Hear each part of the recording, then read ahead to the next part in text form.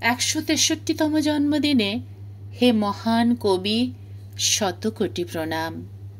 যদিও ভাষায় বর্ণনা করা যায় না তোমার প্রতি আমাদের সম্মান।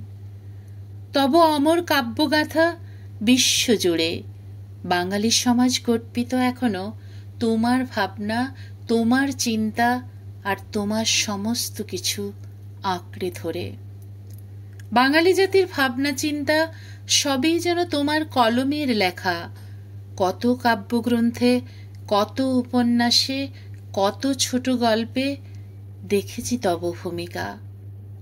বিশ্বকবি, অমর কবি, শ্রেষ্ঠ কবি, যত কিছু আছে তোমার পদবী।